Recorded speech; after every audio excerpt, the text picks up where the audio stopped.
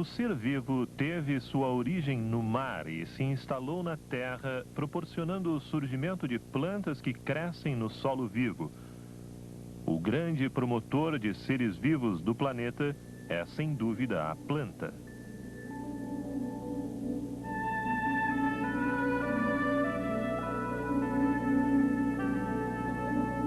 O solo que adquiriu a força da natureza não é mais um simples conglomerado inorgânico.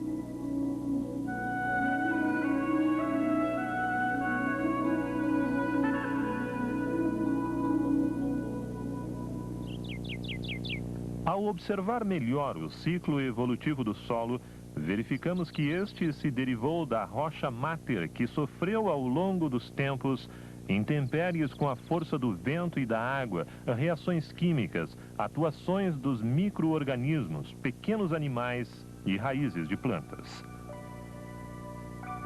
Os primeiros agentes que surgiram foram os líquens e musgos. Dizem que leva cerca de 300 anos para se formar 1 centímetro de solo.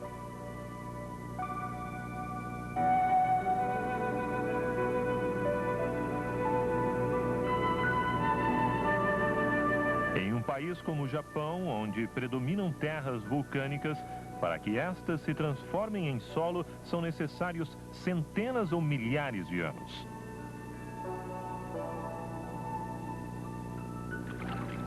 A água circula através da atmosfera e da terra.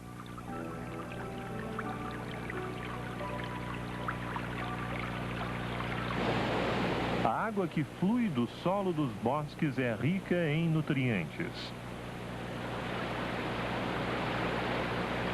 E essa água rica em nutrientes extravasa do bosque para irrigar terras de lavoura e de tabuleiro.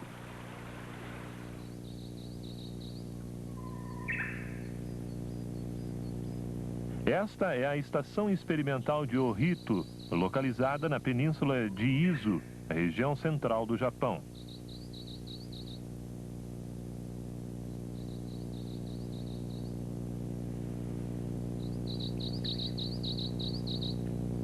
Na primavera, as árvores fazem crescer seus brotos e as cerejeiras silvestres florescem. Desde tempos imemoráveis, os japoneses têm consciência de que o homem faz parte desta generosa mãe natureza.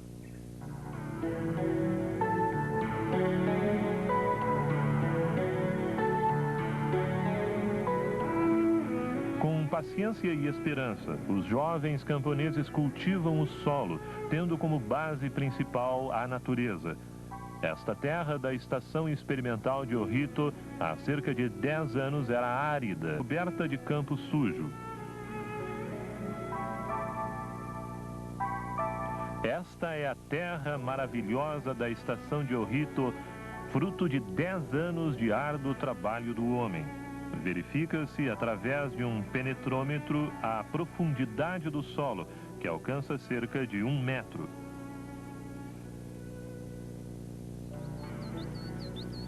Vejam este lindo bosque de faia próximo à estação experimental. A riqueza do solo da natureza é vista nesta terra do bosque.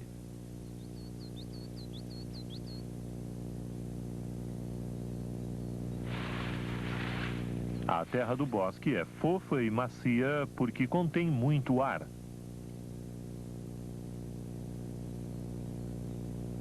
As folhas e galhos secos de árvores que caem no chão retornam à sua origem, fazendo parte do solo.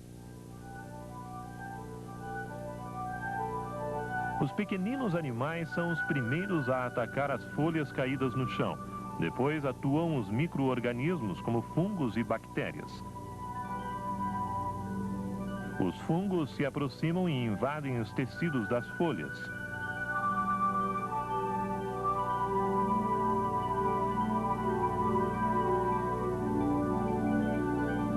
As bactérias ao redor das folhas caídas.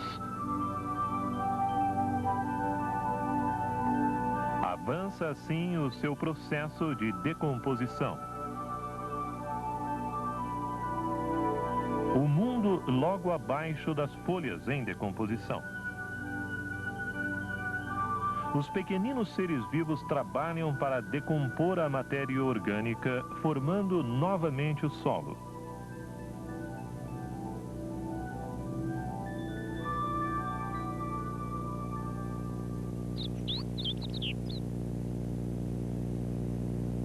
E os jovens camponeses, por sua vez, empenham-se em incorporar a matéria orgânica ao solo para refazer a terra virtuosa, à semelhança daquela do bosque. A incorporação de matéria orgânica facilita a disseminação de minhocas e outros pequenos animais. As minhocas trabalham muito bem para afofar a terra.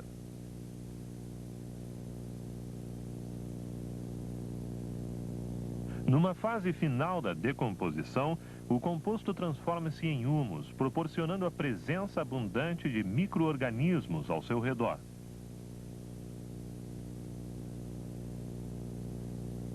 Para decompor totalmente a matéria orgânica, há a necessidade de trabalhos de micro-organismos e pequenos animais, como o ácaro.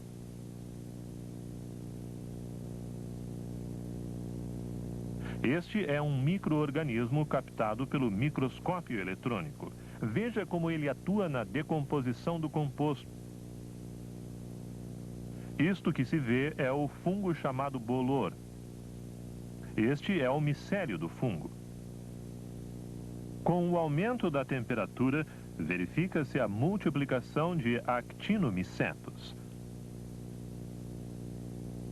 Numa fase final da decomposição, o composto transforma-se em humus, proporcionando a presença abundante de micro-organismos ao seu redor.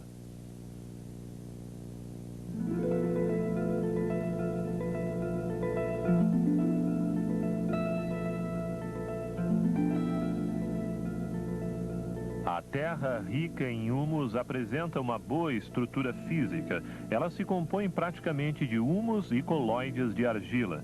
Estes solos são agregados entre si através de polissacarídeos secretados pelos micro-organismos.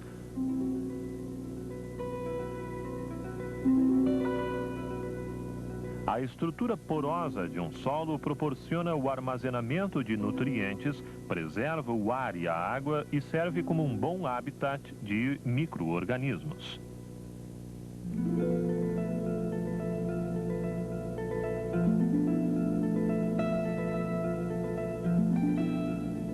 Diversas espécies de micro-organismos vivem nas terras ricas em matéria orgânica, alimentando-as. Quem movimenta-se em volta da matéria orgânica do solo são as bactérias e outros seres primários. Esta é uma amostra de terra da estação Ohito, coletada há cerca de 10 anos. Esta outra amostra de terra foi coletada 10 anos depois. Ela apresenta boa estrutura física e porosidade. Graças ao trabalho dos seres vivos, transformou-se de terra dura em terra fofa.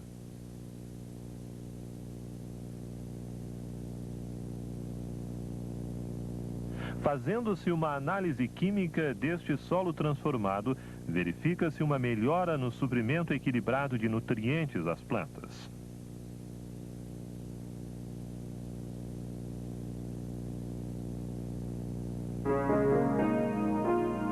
Nesta estação é feita a prática de formação e melhoria do solo.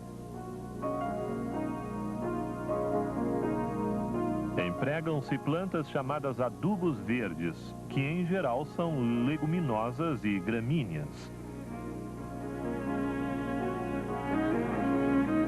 São trevos semeados nas entrelinhas de aveia.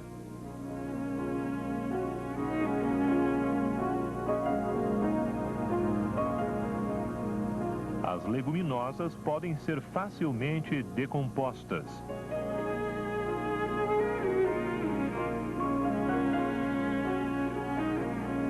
As raízes das plantas de leguminosas trabalham em simbiose com bactérias que fixam o nitrogênio do ar, que é absorvido pelas plantas.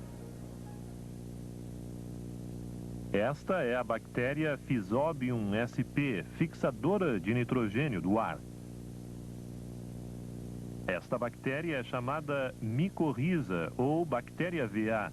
Ela recebe nutrientes das plantas e, por sua vez, oferece às mesmas o nutriente fósforo. Aqui ela aparece com a cor vermelha, pois contém o elemento fósforo que é absorvido pela planta. A incorporação da leguminosa. Esta prática melhora o solo em seus aspectos físicos, biológicos e químicos.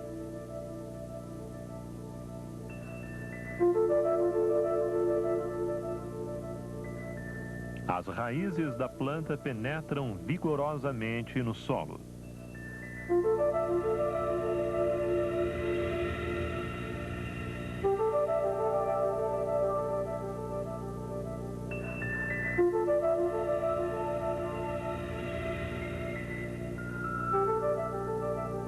Incontáveis radicelas crescem lateralmente na raiz.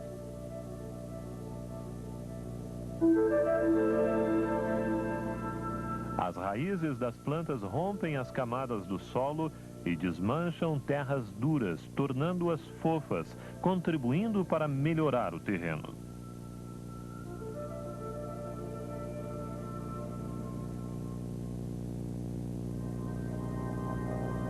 O mundo das raízes e das rizosferas. Observa-se um crescimento vigoroso das radicelas.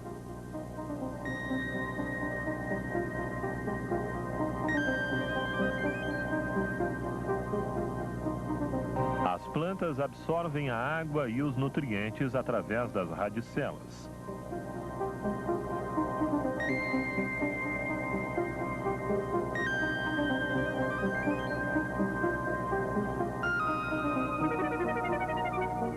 Vejamos agora o que acontece nas rizosferas.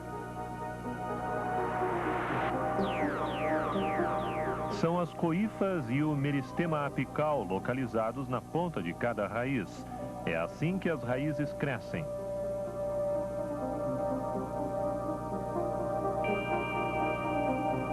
Na região do meristema apical se processa uma intensa renovação celular. As células velhas e mortas que se desprendem da raiz são um alimento preferido dos micro-organismos.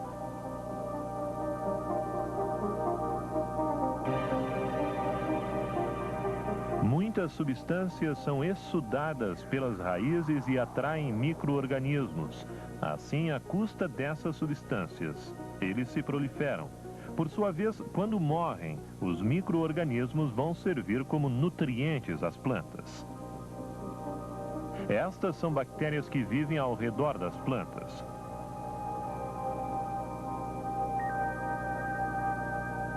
Aqui ocorre uma simbiose perfeita entre os micro-organismos e as raízes das plantas. Este mundo microbiológico faz lembrar a flora intestinal do homem.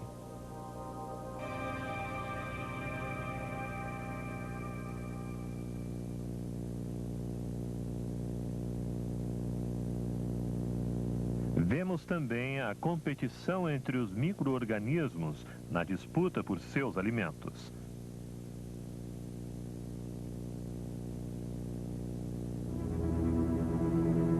Duas espécies de bolor dispostas na